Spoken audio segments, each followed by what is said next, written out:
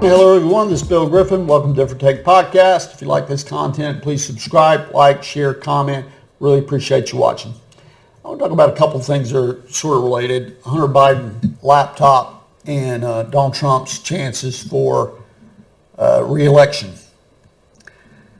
In October 2020, the news of this laptop surfaced and the mainstream, or what's called mainstream, what Donald Trump would call the fake news outlets, hid the story of the laptop. There's also a bogus letter written by high-ranking intelligence officials that were all anti-Trump people. They wanted to claim this was the work of the Russian government. So this is CBS News, Leslie Stahl, 60 Minutes interview with Donald Trump. And it's a rather lengthy interview, but I think you'll get something out of it. And at the end of the interview, they get, or end of this clip, they get around to talk about the laptop. Leslie, you've discredited yourself. When you say that you're not going to cover Biden, you're going to ask him what flavor ice cream he has, okay? Instead of why did Hunter get $3.5 million from Moscow? Instead of why is an energy company paying your son $183,000 a month or whatever they're paying him, and he has no experience in energy. You know, you discredit yourself. I don't have to discredit you. So this story about Hunter and his laptop, some repair shop found it. The source is Steve Bannon and Rudy Giuliani. I don't know anything about that. I just know it's a laptop, and they haven't. And you're making this one of the hottest, most important issues in your rallies. I don't know about the two gentlemen you mentioned. This is the most important issue in the country. It's a very important issue to find out whether or not a man's corrupt who's running for president, who's accepted money from China and from Ukraine and from Russia. All these things have been investigated and it's incredible the way you can try and say this and sit there and look me in the eye and say it. He accepted money, his family, from Russia, from Ukraine, from China, and from other places. His brother, who didn't have experience, became a big builder in Iraq without experience. Take a look at what's going on, Leslie. And then you say that shouldn't be discussed. I'm saying it's the biggest scandal out there, Leslie. And you think it's the biggest issue to campaign on? I think it's one of the biggest scandals I've ever seen, and you don't cover it. You want to talk about? Well, because it can't be verified. You want to talk about insignificant things. I'm telling you. Of course it can be verified. Excuse me. They found the laptop, Leslie. It can't be verified. What can't be verified? The laptop. Why do you say that? Because. Notice Leslie Stahl, 60 Minutes. I've never watched 60 Minutes. I've watched it many, many, many years. I find no value in it. But if she says the laptop cannot be authenticated, well, I don't know if she means or cares what people think, honestly. But I don't know if she means that they attempted to authenticate the laptop and were not able to do so, or news organizations or CBS attempted to do that, or that it was just physically impossible, which is ridiculous. But it's possible that she's that delusional that she actually believed what she said, but it made no sense. Then after the midterms, 2 years later, and if you watch CBS News and some of a lot of these left corporate media outlets that still have a good bit of market share, you may not know this laptop exists. You may not know how damning the evidence is. There's plenty of probable cause to investigate Joe Biden, even without the laptop. But at any rate, CBS News, they just came around to figuring out that the laptop is actually Hunter Biden's laptop. Control of the House, Hunter Biden, the president's son, will be a target for investigations. And that means data from a laptop purported to belong to Biden could be crucial to the investigatory process. CBS News has obtained its data not through a third party or political operative, but directly from the source who told us they provided it to the FBI under subpoena. And we commissioned an independent forensic review to determine its authenticity. Senior investigative correspondent Catherine Harrods joins us now with what we found. Catherine, I'm very interested. Good morning. Good morning, Tony. These House Republican investigations are coming, and that could be a challenge for the White House as we head into 2023 and 2024. The laptop data we had analyzed showed no evidence it was fake. Notice they say purportedly, if you saw the headline at the bottom of that clip, purportedly, that was not a word that they would have used had the roles been reversed and Donald Trump Jr. said the same thing happened to him. His laptop, I don't think they would refer to it as purportedly.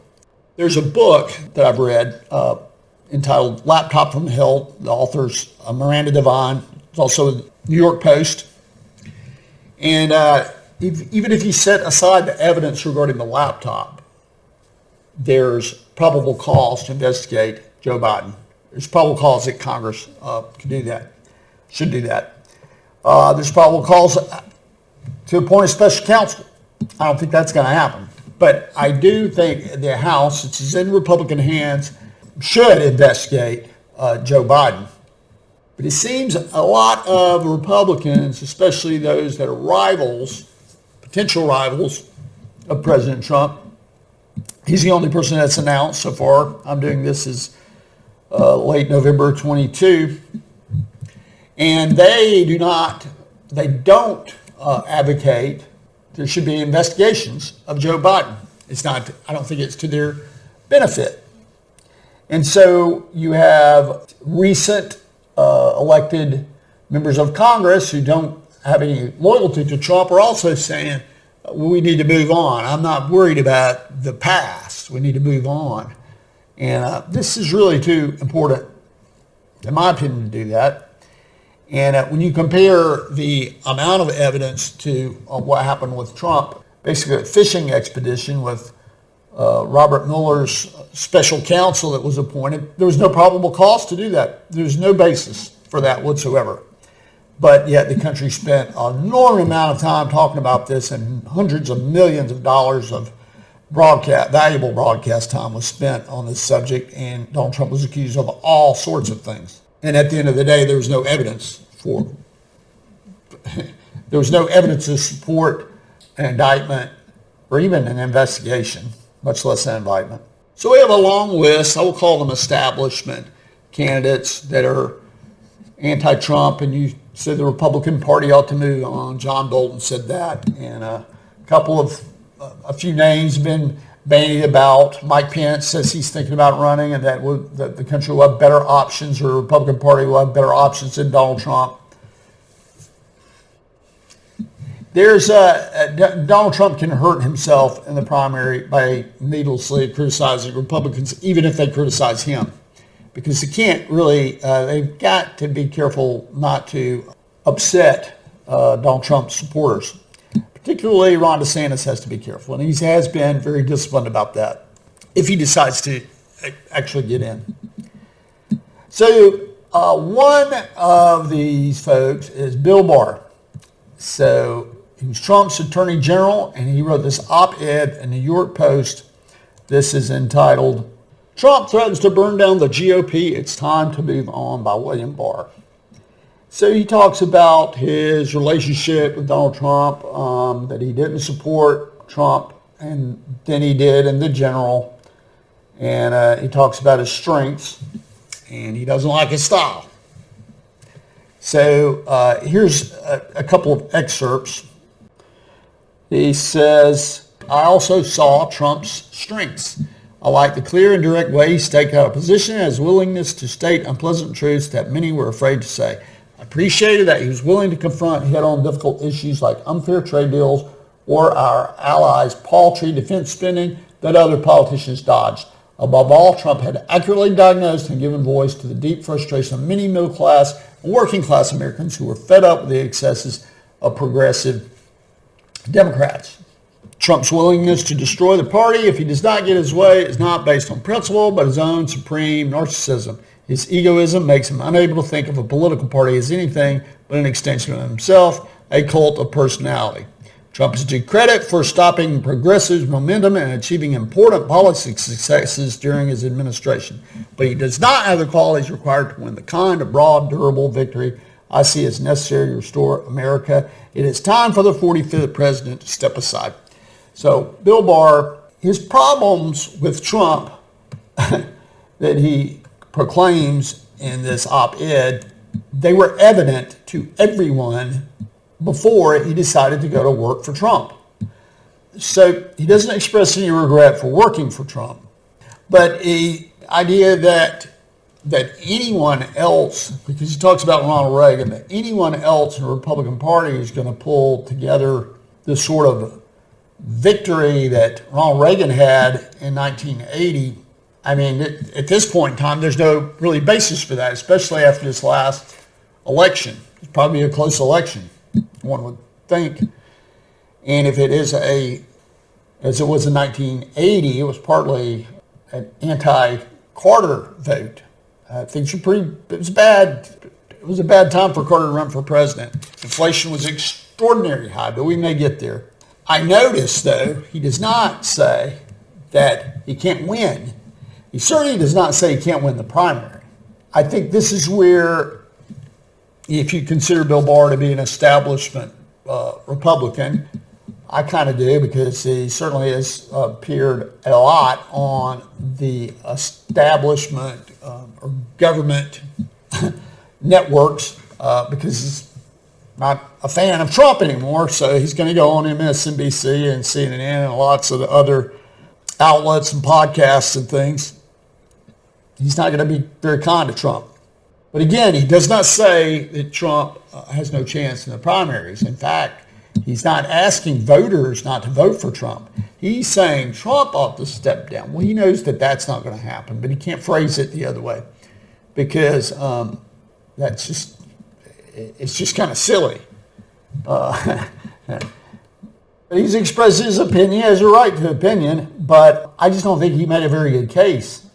He's saying it's all style. The substance is fine. I support what he did. I just don't support the things that he says.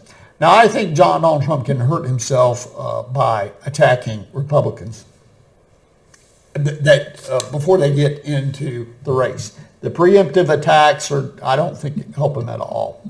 I think he needs to avoid that. And he's shown some ability to do that. If you remember early years of his administration, he didn't attack fellow Republicans. He attacked the fake media and Democrats and others, but typically not Republicans. So he has to be. I think that could really hurt him. It doesn't sound necessary to me. So, kind of recap: you have this laptop, probable cause for investigation into Joe Biden, also Hunter Biden, but particularly Joe Biden, his involvement with his family businesses because his brother was very involved. You've got some Republicans that you will not hear Mike Pence call for Joe Biden to be investigated. If he does, it's a very subdued call.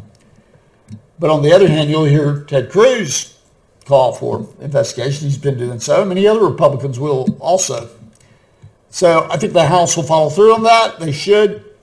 It's not in the interest of the potential folks that want to run against, that might run against Trump.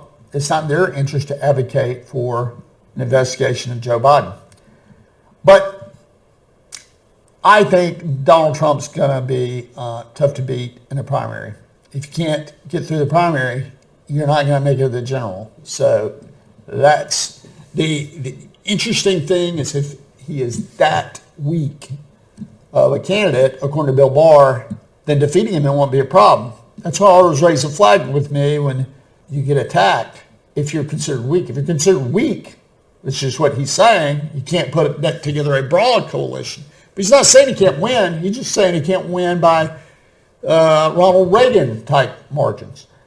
But I don't think that anybody can. At least there's no indication that would be the case. So that's my episode today. I appreciate you're listening. And if you like the content, please subscribe, like, share, comment. Really appreciate you watching.